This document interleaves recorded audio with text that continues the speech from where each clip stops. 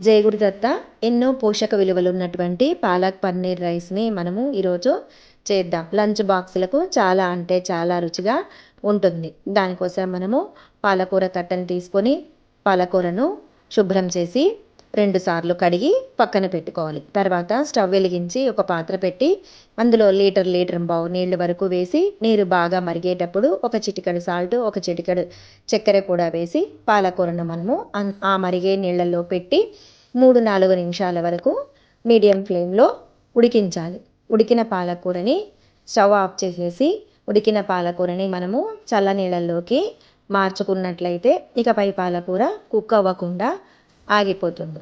తర్వాత ఆ వేడి నీళ్ళు మనకు ఏమీ ఉపయోగపడవు. వేడి నీళ్ళని మనము పక్కన పెట్టేయొచ్చు. స్టవ్ వెలిగించి కడాయి పెట్టి అందులో ఒక స్పూన్ వరకు నెయ్యి వేసి, ఒక 2-3 స్పూన్ల వరకు నూనె, మన ఇంట్లో ఏది అలవాటు ఉంటే ఆ నూనెను వాడచ్చు.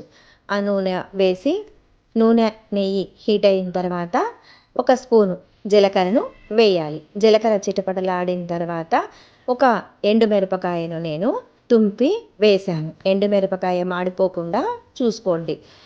ఎండుమిరపకాయ పొంగితే సరిపోతుంది. మాడితే రుచి మళ్ళీ మారిపోతుంది. ఇప్పుడు ఒక 10-12 వరకు వెల్లుల్లిని కట్ చేసుకొని, ఆ వెల్లుల్లి ముక్కల్ని కూడా బాణలిలోనే వేయాలి, నూనెలో వేయాలి. వేసి 4 వైపులా కలపాలి. వెల్లుల్లి నల్లగా మాడిపోకూడదు. కొంచెం బంగారు వర్ణం వచ్చే వరకు వేగితే సరిపోతుంది. 1 నిమిషం వేగితే సరిపోతుంది. తర్వాత నేను ఒక 2-3 పచ్చిమిర్చిని సన్నగా కట్ చేసి వేశాను. పంట కింద పడినప్పుడు కూడా పచ్చిమిర్చి ఏమీ కారం అనిపించదు, అలా సన్నగా కట్ చేసి నూనెలో వేపడం వల్ల. తర్వాత ఒక ఉల్లిపాయను నేను కట్ చేసి పాయలుగా కూడా సపరేట్ చేసి వేశాను. అది పచ్చి వాసన పోయే వరకు 1 నిమిషం వరకు ఉల్లిపాయ, ఆనియన్ వేగితే సరిపోతుంది. తర్వాత పన్నీరు, 1 కప్పు వరకు పన్నీరు ముక్కల్ని నేను వేశాను. అంటే ఒక పన్నీరును మనము ఒక 150 గ్రామ్స్ వరకు పన్నీరును మనము వేయొచ్చనమాట. వేసి 4 వైపులా పన్నీరు ముక్కల్ని కూడా నిదానంగా కలపాలి. తర్వాత ఒక పిడికెడు కొత్తిమీరని కడిగి శుభ్రం చేసి సన్నగా తరిగి వేశాను. తర్వాత ఒక స్పూను వరకు కసూరి మేతిని నలిపి వేయాలి. నిదానంగా కలపాలి. తర్వాత మనము ఉడికించి చల్లార్చి పక్కన పెట్టుకున్నటువంటి పాలకూరని ఒక 2-3 స్పూన్ల నీళ్లు వేసి మెత్తగా అంటే మెత్తగా పేస్ట్ లాగా చేసి, ఆ పాలకూర పేస్ట్ని కూడా మనం ఇప్పుడు కడాయిలో వేసామన్నమాట. ఇది ఒక 2-3 నిమిషాల పాటు పాలకూర పచ్చి వాసన పోయే వరకు ఉడికించాలి. మంటను సిమ్ టు మీడియం ఫ్లేమ్‌లోనే పెట్టుకోవాలి. హై ఫ్లేమ్‌లో పెడితే మాడిపోతుంది కాబట్టి సిమ్ టు మీడియం ఫ్లేమ్‌లో పెట్టుకొని ఒక 3-4 నిమిషాల పాటు పాలకూరని ఉడికించాలి.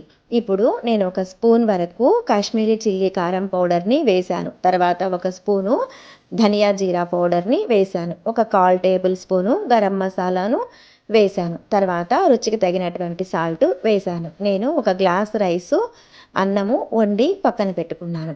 అన్నము చల్లార్చడానికి పక్కన పెట్టుకోవాలి.